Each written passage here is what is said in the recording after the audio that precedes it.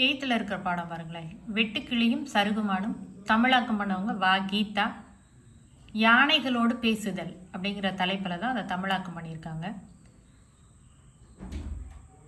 Manish Chandy plus மாதுரி ரமேஷ், இவங்க 2 பேருமே சுற்றுச்சூழல் ஆர்வலர். மாதுரி ரமேஷுங்கிறவங்க இந்தியாவினுடைய சுற்றுச்சூழல் ஆர்வலர். மணிஷ் சாண்டிங்கிறவங்க தென்னிந்தியாவினுடைய ஆனைமலை காடுகளில் வாழ்பவர்கள் பற்றி எழுதியிருக்காங்க. காடர்களின் கதைகள், அங்கே இருக்கக்கூடிய காடர்கள் பற்றி எழுதுறது தான் இவங்க 2 பேரோட வேலை. அப்போ மாதுரி ரமேஷுங்கிறது இந்தியாவின் சுற்றுச்சூழல் ஆர்வலர், மணிஷ் சாண்டிங்கிறவங்க தென்னிந்தியாவினுடைய ஆனைமலை காடுகளில் வாழ்பவர்கள் பற்றிய கதைகளை இவங்க எழுதுவாங்க.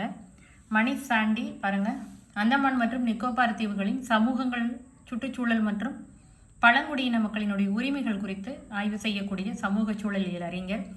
இது புக்கில் அவங்க பேர் மட்டும்தான் இருக்கும். அதாவது மணிஷ் சாண்டி ப்ளஸ் மாதுரி ரமேஷுங்கிற பேர் மட்டும்தான் இருக்கும். இது எக்ஸ்ட்ராவாக அவங்கள பற்றி நம்ம தெரிஞ்சுக்கூடிய விஷயம். அந்த புக்குக்குள்ளே இருக்கக்கூடிய ஒரு வினா. பரம்பிக்குளம்ங்கிறது ஆனைமலை பகுதிகளில் வாழக்கூடிய காடர்கள் வசிக்கக்கூடிய சிற்றூர். அங்கே அவங்க பேசக்கூடிய மொழி என்னென்னா ஆள் அளப்பு.